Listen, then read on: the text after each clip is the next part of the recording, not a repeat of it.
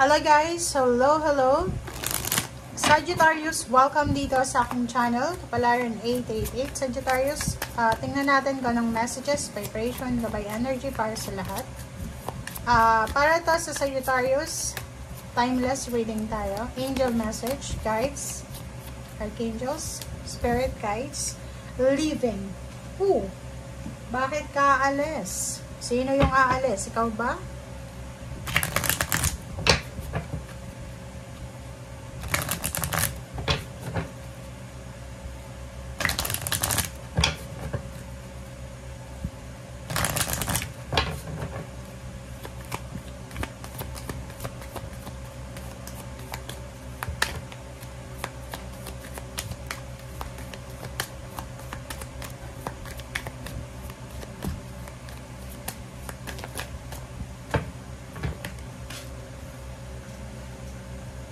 Okay, partnership.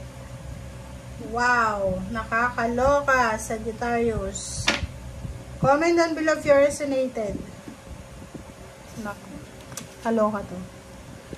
Dito sinasabi na kung mayroong mga relationship kayo, relationship, partnership, collaboration, attachment, connection, na hindi na healthy, it's time na para umalis. It's time na para mag-move on. It's time na para magsimula. Dito sinasabi na hayaan mo ang sarili mo na makatagpo, makahanap ng supportive partnership na pwedeng makatulong sa'yo sa personal life mo and career. Okay? So, nakikita ko sa'yo dito, you are receiving help. Makakatanggap ka ng tulong galing sa Panginoon, sa ating Diyos.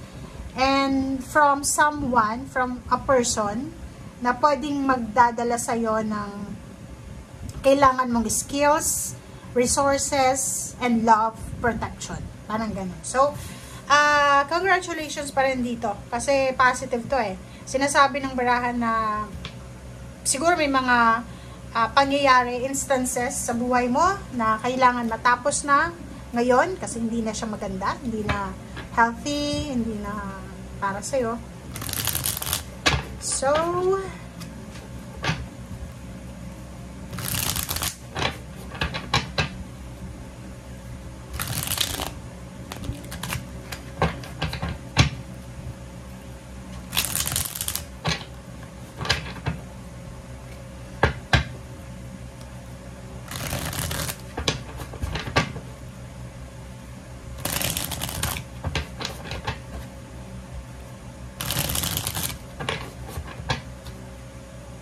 okay.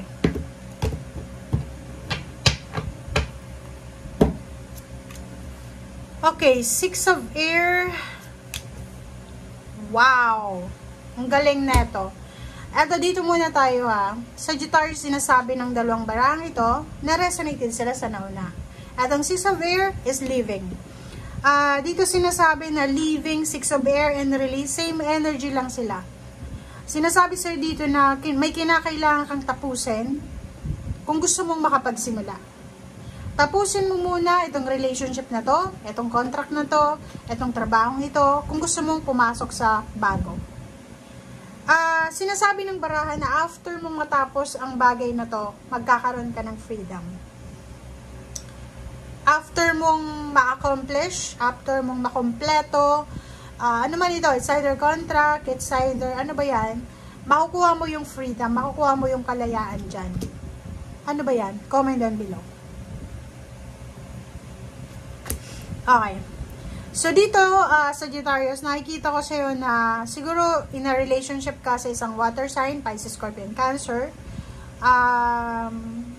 Nakikita ko sa'yo dito na siguro meron kang pinagdadaanan ngayon, it's either nawalan ka ng trabaho, hindi ka makatulog sa gabi, nag-aalala ka, sobrang negative ng mindset mo, and etong water sign, Pisces and Scorpio na to, Cancer, siguro siya yung nagbibigay sa'yo ngayon ng courage, ng lakas loob, or anything. So, nakikita ko na kung sino man ito na taong ito, na nagbibigay lakas loob sa'yo, nasa tama kang tao. Diba? Congratulations kasi makikita mo dito sa transformation na may freedom to eh, freedom. So, merong iba sa inyo dyan na nahihirapan kayong, mag-resign, makipaghiwalay, lumipat ng trabaho, lumipat ng bahay, lumipat ng lugar. Kasi ganun eh, pag medyo komportable na tayo sa comfort zone natin, nahirapan na tayo na umalis. Kasi kahit mababa yung sweldo, kahit minamaltrato tayo, pero feeling mo, komportable ka, parang gano'n. Nakikita ko sir dito na kinakailangan mo ng isang tao na pwedeng makatulong sa'yo. Magbigay sa'yo ng inspiration, magbibigay sa'yo ng courage. Kasi, kailangan mong lumaya eh. Kailangan makalaya dito. So, yung sinisigaw ng message mo ngayon, Sagittarius, palayain mo ang sarili mo. Sagittarius, free yourself from fears, from worries, from anxiety, from negative environment, tao, sitwasyon. Okay? So, I hope na nakuha mo to kasi sayang eh. Kung makikita mo yung last 2 cards mo, plus dito sa ilalim, 6 of Fire, may naghihintay sa'yo na success. May naghihintay sa'yo na, it's either 6 years from now, 6 months from now, or pwedeng sa June. Posibleng meron kang matatanggap na recognition, awards, rewards, salary increase, victory, triumphant success. And, sa ngayon, hindi pa siya possible kasi itong success na sinasabi na to, itong freedom na to, makukuha mo lang to once na nakaalis ka na dyan sa kung ano man yan na ano bang tawag dyan, stagnant situation na pinagdadaanan mo kung saan man yan, ay walang pagbabago. Okay? So, in 4 months or in 9 months from now or in 6 months, pwedeng sa April, pwedeng September, pwedeng sa June, nakikita ko sir dito na magiging kontento ka dahil mayroon kang posibleng makakapagpatayo ka na ng bahay, ikakasal ka na, magiging stable yung family life mo, kontento ka kasi financially stable ka, kontento ka kasi financially you are free, you are, diba? So, nakikita ko sir dito na para maabot mo daw to, may kailangan kang i-sacrifice. Para maabot mo to, kailangan mong may alisin ka.